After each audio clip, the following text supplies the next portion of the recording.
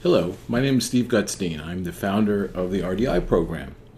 I developed this brief presentation to demonstrate how one of our parents, who became an expert mindful guide, provided an opportunity for her young son, Ryan, a child with ASD, to make an important discovery about co-regulation, maintaining the coordination of his actions with others. Noted psychologist Alan Fogel has defined co-regulation as the process by which individuals dynamically alter their actions with respect to the ongoing but anticipated actions of their partners. Now, he noted that co-regulated engagements require that all participants share in the responsibility for maintaining an ongoing, mutually productive and enjoyable process. In order to co-regulate with another person, the partners must learn to continually adapt their actions on the basis of the changing actions of their partners, even when they don't get any warning that those actions are going to change. Now, most of the time, this process takes place on an unconscious basis. You're not really aware of it, with each participant engaging in a type of behind-the-scenes micro-decision-making that serves to keep their actions sufficiently coordinated with one another. However, to be a successful co-regulator, you also have to be aware of the real possibility for very sudden co-regulatory breakdowns, and you have to be prepared to take the necessary restorative actions when these breakdowns inevitably occur despite your best efforts. So in this engagement, Ryan is going to be discovering how co-regulation is a dynamic process requiring that you keep checking on how your actions are related to those of your partners. And that's because other people don't typically act in a very continuous, predictable manner. Additionally, they typically don't provide us with cues or warnings that they're about to change course, whether that is with their bodies or with their words. Now, the discovery that Ryan eventually will make in this presentation is a relatively sophisticated one. It's one that typically developing children really don't make until some point later in their second year. Now, as you'll see during the presentation, over the period of his 2 previous years involved in the RDI program, Ryan had already mastered many earlier co-regulatory foundations that led up to this current challenge. Well, my second objective for this presentation is to acquaint you with our one-step ahead EDGE model. Now, the model provides the means for children in our program to make continual, small step-by-step progress by engaging with mental challenges that are just above their current level of competence. Now, during what we call EDGE engagements, mindful guides create a safe emotional climate for exploration and discovery, a setting where mistakes are tolerated at low cost to the student, and they're often encouraged, actually, as a critical method for learning. Now, mindful guides must be careful not to underestimate the child's competence, but on the other hand, they have to make sure to avoid experiences that might inhibit the child's future motivation to engage with challenges. So they sort of walk a tightrope and maintain a balance. Now, in this presentation, you will see Ryan engage with 3 different versions of the same activity, providing him with what we refer to as EDGE, EDGE-1, and EDGE+1 experiences. Now, EDGE experiences are typically tasks or situations in which the child has recently demonstrated their ability to understand and successfully engage with what is for them a mental challenge that involves some form of increased complexity or unpredictability or potentially stress-producing conditions. Now, while involved with an EDGE type of situation, the apprentice should not experience uncertainty. In other words, this is not a mental challenge. However, he or she may not yet be able to perform their role in a consistent or autonomous manner sufficient to demonstrate real-world mastery. In other words, the apprentice will typically have the mental understanding of how to proceed on the EDGE, but may not yet possess all of the necessary skill proficiency. Now, EDGE-1 situations represent a small step back from the EDGE. They're typically situations or task roles that the apprentice has recently mastered. EDGE-1 experiences consist typically of activities where the apprentice can feel comfortable operating within their range of competence, but they still must exert some degree of effort so that they can feel the satisfaction when they do have success, even at EDGE-1. Now, mindful guides seek to construct EDGE+1 experiences that they hope will provide the child with opportunities to engage with a mental challenge that is just one step ahead, slightly more complex or unpredictable or stress-producing than the child's current EDGE. Now, before I show you how Ryan, the boy in this video, engaged with, for him, a new challenge, I want to provide you with some background, sort of a bit of a feel of what Ryan was like prior to beginning the RDI program 2 years before the segments you'll be seeing. So what you're going to see is a brief clip of Ryan during an Easter holiday when he was about 18 months of age. There he is with his Easter egg full of candy. He doesn't know. Ryan, what do you got, boo-boo? Oh. There they go. Sissy, you're so nice to play with, little man.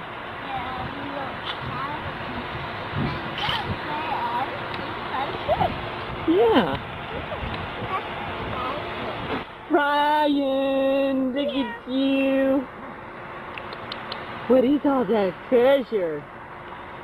Look at all the treasure. Don't eat the grass, it's decoration. Ryan! Ryan, look. Boo, boo, boo. Let's see. Yeah. Ryan, look. Look at Mama. Look at Ryan, look at Mama.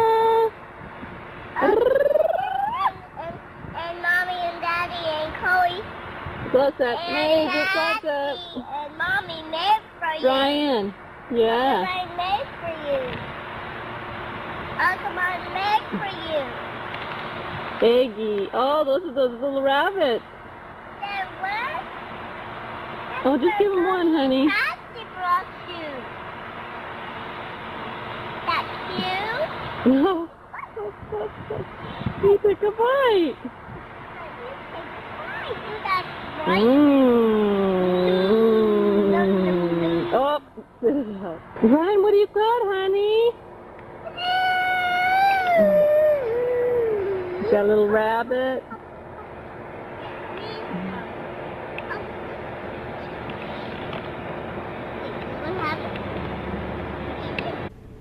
Now, Ryan was fortunate to be born to an ideal family environment. You couldn't ask for better parents and grandparents, a wonderful older sister, and even a great family dog. But, Ryan at this point was disengaged from everyone in this incredible family. He made no attempts to interact with anyone, neither his mother, his father, his older sister, grandparents, or, as I said, even the family dog.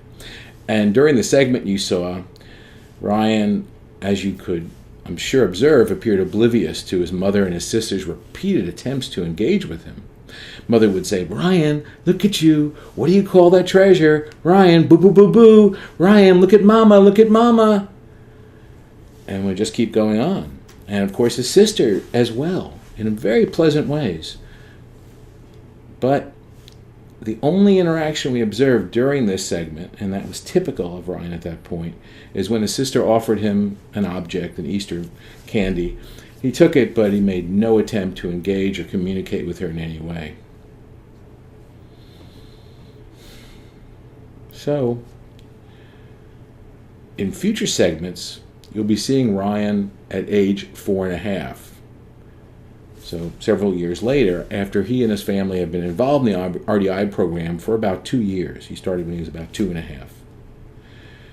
Just for your information, at this point in time, we did test him with the ADOS, which is a standard instrument to look at autism diagnosis. And in sharp contrast, in very sharp contrast to 2 years before, his scores no longer qualified him as having ASD. Now, in the next segment, you're going to see Ryan engage in an activity in which his role can be described as EDGE+1. Said the same thing. Blue one. Again. Go. Help me up. Help me up. Oh, it hurt. Did you get hurt? Yeah. I get the pedal there. You get hurt on the phone? Yeah. 1, 2, 3, go.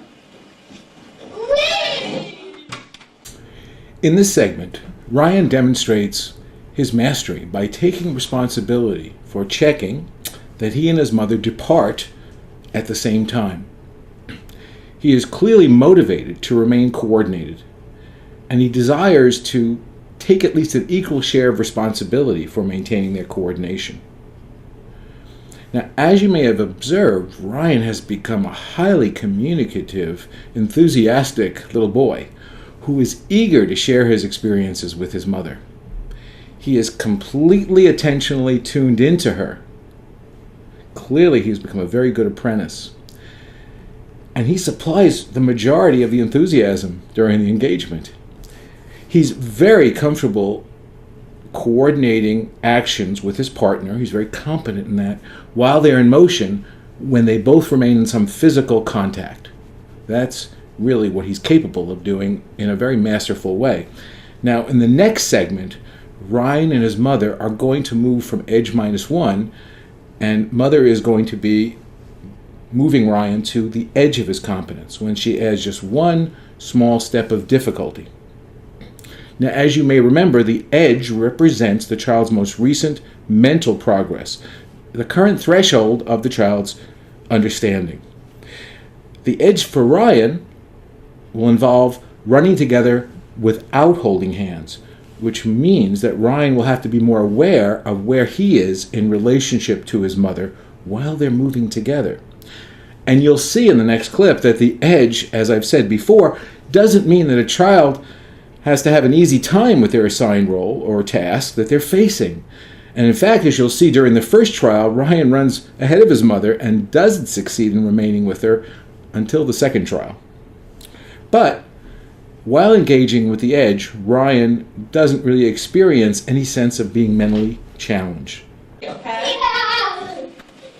1, 2, 3, go! Yeah. Ooh. Watch your head now. Let's do it again. Wagging. Go flying. Buddy, ready? I'm ready. 1, 2, 3, go. woo! This is fun. What happened? You hit your hair? Yeah. Oh, that's funny. Are you okay? Yeah. All right. After being unsuccessful on his first attempt, on their second try, Ryan starts off by saying, "Mommy, ready?" before they move together. So Ryan's aware that he has to do something to increase his coordination after failing that first time, to the extent that he has learned to do something. He, of course, recognizes, and this is very important, that the major point of their engagement is to maintain that joint process, not to get to the beanbag chair. And he knows he has to adapt something in order to repair and remain coordinated. And as you see on the second trial, he is successful, largely because mother doesn't vary her speed too much. However, as will be revealed in the next segment, Ryan has still not discovered a very critical aspect of functioning in a collaborative relationship. But now Ryan's mother feels that he is ready to engage with a small mental challenge. If you remember what we refer to as EDGE+1. He has built up momentum throughout the engagement, moving from his EDGE-1 to his EDGE state, and now his mother's going to present him with a variation where a good deal of continuity remains, but also there is some significant new information. Now they're going to take off after counting without holding hands, but this time mother is going to abruptly stop at a random point along the way. So Ryan must mentally engage with this new situation and adapt his actions based on obtaining a new understanding. In this case, it is critical information about functioning in real-world dynamic social engagements. And that is that people are not always going to act in a continuous, predictable manner. And in fact, they're often going to suddenly alter a topic or an action without any warning, right? Or cue. So it's not enough just to make sure you start off in a coordinated way. You've got to learn to reserve a good part of your mental resources, continue to monitor your relationship with your partners, and be prepared to make sudden adaptations without warning often. Now, as you'll see, Ryan very quickly becomes motivated to figure out how to make sense of and adapt to the new information, the new challenge that he's presented with. 1, 2, 3, go!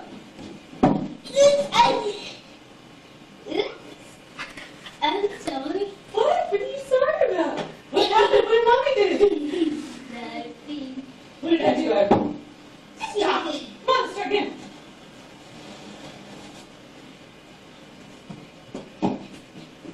Okay, on 3. 1, 2, 3, go! Ah! What happened? Go! What happened? Mama stop? Yeah. Let's try again. Come on. Ryan tried as best as he could to coordinate his actions with his mother, though he appeared to only know how to do so at this point by synchronizing their departure. However, when he lands on that beanbag chair alone, he clearly recognizes that this strategy didn't work. And then he says something that's very significant. He says, "Oops, I'm sorry." And so he's demonstrating that he recognizes that it's his responsibility to maintain their coordination, even though it was mother who varied in her actions. Notice when that happens, Ryan's gaze is where it should be, on studying the challenge and trying to master it. His resources are devoted to trying to understand what's happened. So in that respect, Ryan has already done the hard part of engaging with this challenge. He's aware that it's his responsibility to figure out how to remain coordinated with others in an unpredictable environment, and now he just has to work out how to do it. Now, his mother's job as his guide is to act and communicate in a manner that is just sufficient to provide Ryan with the information and support he needs, but not so much that it removes the challenge that faces Ryan, right? Not so much that it takes away the challenge from him. You notice she stomps her foot to highlight the important information, like saying, here's where the critical information is located, right here. And notice how effectively his mother presents and highlights the challenge. Okay, on 3. 1, 2, 3, go! Ah! What happened? Go! What happened? Mama stop? Yeah. Let's try again. Come on. Well, you notice how, once again, Ryan's mother effectively presented and highlighted the challenge.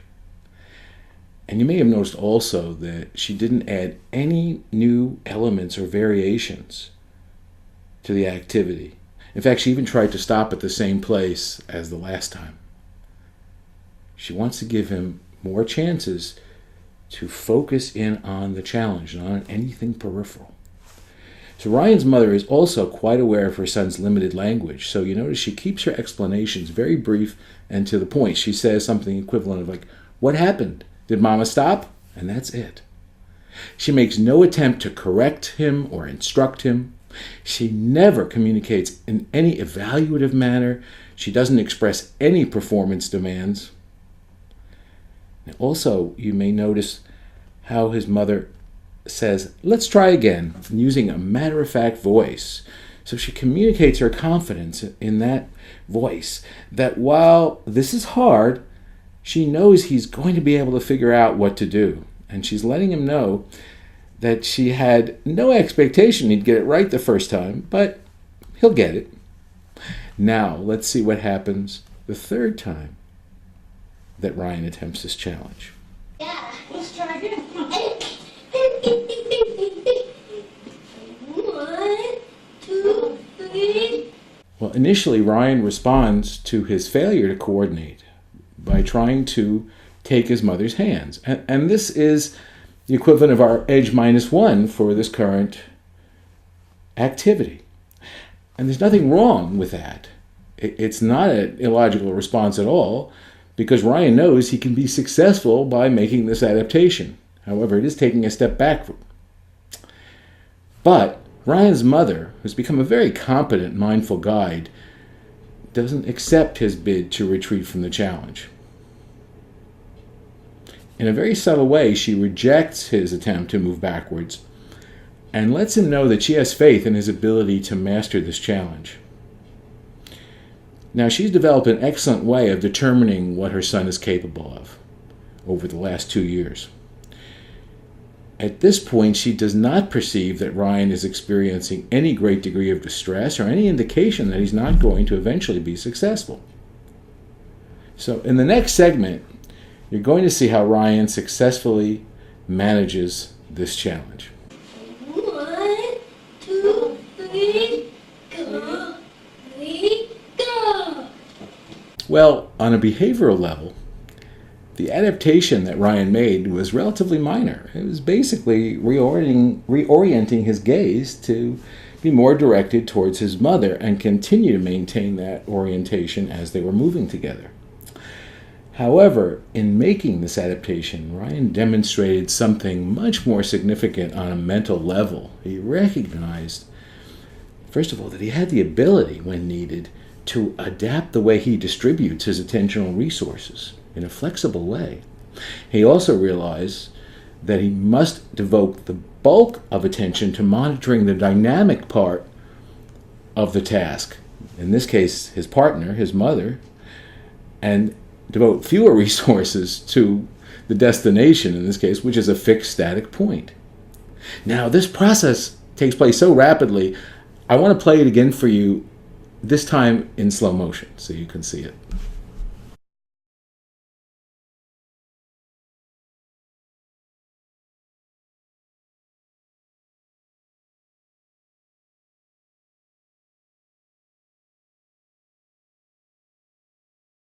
Now, in this last segment, you'll be seeing Ryan having his success and feeling a sense of mastery, pleasure.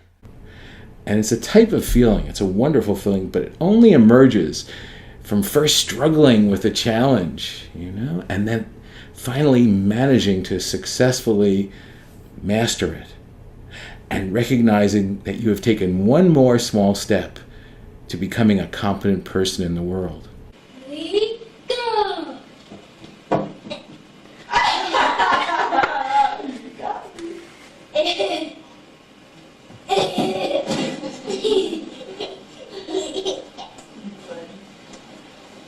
One more time.